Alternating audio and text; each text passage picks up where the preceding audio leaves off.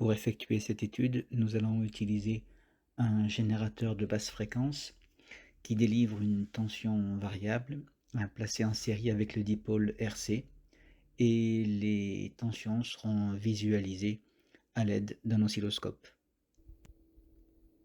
On peut étudier expérimentalement le dipôle RC à l'aide d'un GBF, d'un générateur basse fréquence, le GBF qui est ici, et d'un oscilloscope. Alors ça, ce sont des boîtes à décades. Là, c'est-à-dire que l'on peut choisir ici la valeur de la capacité du condensateur en ajustant ici. Là, par exemple, on a 20 nanofarad, ici 21 nanofarad et ainsi de suite. Donc, entre ces deux bornes, tout se passe comme si on avait un condensateur dont la capacité était ajustée ici. Idem entre une borne et l'autre, si on prend la totalité ici des conducteurs ohmiques, là on a une résistance à décade, on a comme si on avait un résistor, un conducteur ohmique, dont la valeur de la résistance était égale à, donc là par exemple, si je règle sur ce calibre, on a 2 kΩ et ici 2100 ohms et ici 32 100 ohms et ainsi de suite. Donc on peut, avec ces boîtes à décades, ajuster la valeur que l'on veut pour une résistance, pour une capacité. Cet appareil est donc un générateur basse fréquence, un GBF en abrégé. Ce qui est affiché par défaut sur l'écran, c'est la fréquence du signal qui est délivrée. Et on peut aussi afficher l'amplitude ou d'autres. Il y a beaucoup de paramètres que l'on peut ajuster et que l'on peut afficher. Cet appareil, c'est un oscilloscope avec deux voies. Il permet de visualiser simultanément deux tensions électriques, deux signaux électriques. Nous allons visualiser la tension délivrée par le générateur basse fréquence à l'aide de l'oscilloscope. En reliant la borne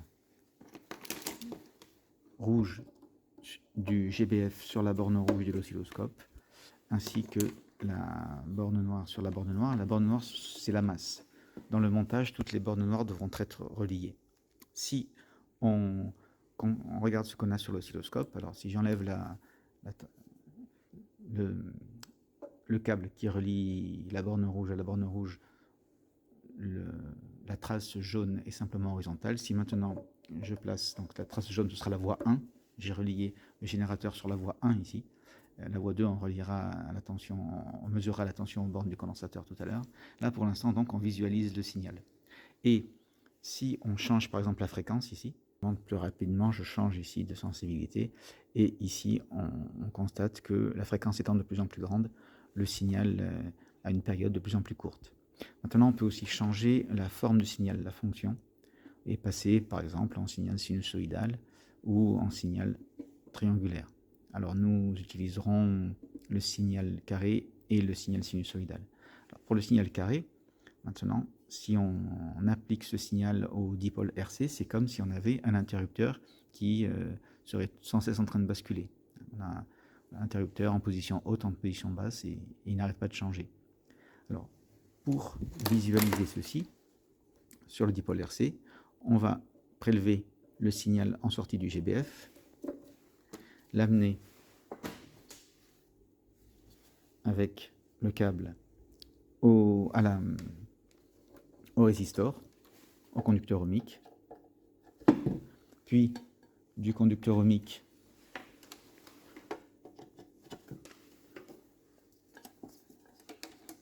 à la boîte à décade de condensateur, et enfin retour du condensateur au générateur.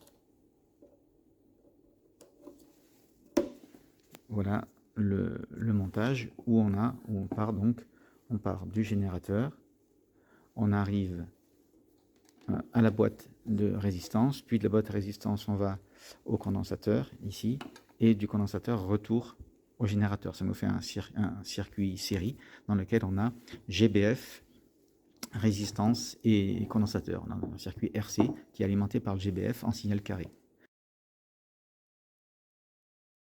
Pour visualiser la tension aux bornes du condensateur ici, on va utiliser... Alors, il faudra que la borne qui est reliée ici, la borne du condensateur qui est reliée à la borne COM, à la masse, on appelle ça à la masse du générateur, soit reliée aussi à la masse de l'oscilloscope. Alors en fait, il y a même pas, c'est même concrètement inutile de les relier parce qu'elles sont déjà reliées entre elles les trois masses. Bien. Et donc, il nous reste à relier maintenant la borne, l'autre borne du condensateur à l'oscilloscope pour visualiser avec la trace rouge cette fois-ci la réponse. Eh bien, on a la situation où le condensateur se charge et se décharge, et on voit ici qu'il n'a pas le temps d'arriver à une tension égale à la tension du générateur. Alors ça, on va ajuster ici la fréquence du générateur ou les paramètres du dipôle RC pour se ramener à une charge et une décharge totale. Par exemple, si je touche ici, si je modifie le temps caractéristique, le taux égale RC, on peut diminuer ici le temps caractéristique de l'évolution de la charge, et je vais le refaire en regardant en même temps. Là, j'augmente le temps caractéristique de charge, et ici, je le diminue. Voilà. Puis après, on peut l'augmenter avec des valeurs un peu plus faibles pour voir, voilà, avec des pas plus petits, pour voir l'évolution de la charge et de la décharge. On peut également jouer sur la période du signal, c'est-à-dire que plus la période du signal sera grande et plus le condensateur aura le temps de se charger, et inversement. Voilà. Et bon, là aussi, on peut faire une variation plus fine. Alors, deuxième étape, deuxième possibilité pour étudier le dipôle RC, c'est de passer avec un signal ici, non plus carré, mais sinusoïdal. Et alors on va voir ce qui va se passer ici. Donc on a un signal de sortie qui est voisin en amplitude du signal d'entrée, il est un petit peu décalé. On va s'intéresser surtout à l'amplitude, c'est-à-dire à la valeur maximale. Augmentons petit à petit la fréquence du signal délivré par le GBF. Donc le signal du GBF, il est repéré par la trace jaune, et la réponse du dipôle RC avec la tension en borne du condensateur, c'est la trace violette. Et on constate que plus on augmente la fréquence, ici on est passé à 900, on était autour de, voilà, ici 500 Hz environ. Si vous voyez que si on passe autour de 1000 Hz, on arrive à 1000 Hz, et on voit bien que la réponse ici est... Enfin, l'amplitude de la réponse est plus faible, et si on continue d'augmenter, elle est de plus en plus faible. Et bien, ce comportement nous montre que le dipôle RC laisse préférentiellement passer les fréquences faibles. On appelle ça un filtre passe-bas. Plus on diminue la fréquence du signal, et plus l'amplitude de la tension aux bornes du condensateur est proche de l'amplitude du signal d'entrée. Le signal d'entrée, c'est la tension délivrée par le générateur basse fréquence, par le GBF. Et donc on constate que, encore une fois, notre dispositif laisse bien passer les basses fréquences et coupe les hautes fréquences. Ça s'appelle ça un filtre, qui filtre les fréquences, et on appelle ça un filtre passe-bas, parce qu'il laisse passer les basses et il coupe les hautes fréquences. Si on intervertit R et C, d'ailleurs, on a un comportement qui est à l'opposé. Je viens d'effectuer le changement. Donc cette fois-ci, de la borne plus, on va à la boîte de capacité ajustable, puis on va à la boîte de résistance, à la boîte à décale de résistance, et ensuite on revient au générateur. Donc là, c'est un circuit CR, entre guillemets, et l'oscilloscope est relié aux bornes, toujours en prenant soin de relier la masse avec la masse, aux bornes, cette fois-ci, de la boîte de résistance. Et qu'est-ce qu'on constate? Que si on augmente cette fois-ci la fréquence, eh bien, le signal en sortie se rapproche du signal en entrée. Donc on a bien cette fois-ci un filtre qui laisse passer les grandes fréquences On appellerait un filtre passe haut. Je diminue la fréquence pour montrer que plus elle est faible cette fois-ci, et moins le signal passe. D'accord. Donc, alors, un petit détail quand même, c'est qu'ici, la tension qui est mesurée en sortie, c'est la tension aux bornes d'un conducteur ohmique. Eh bien, selon la loi d'Ohm, cette tension aux bornes du conducteur ohmique, elle est directement reliée à l'intensité.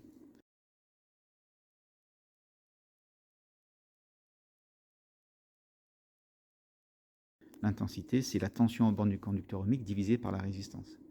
Donc ici, on a la courbe violette, qui est la tension aux bornes du conducteur ohmique. C'est une image de l'intensité du courant qui circule dans le circuit. Et comme c'est un circuit série, le courant, c'est le même en chacun des points, partout le long du circuit. Et cette intensité, on pourrait même l'évaluer, elle vaut, l'intensité, c'est U, cette tension violette, divisée par R, la résistance du conducteur ohmique que l'on a choisi.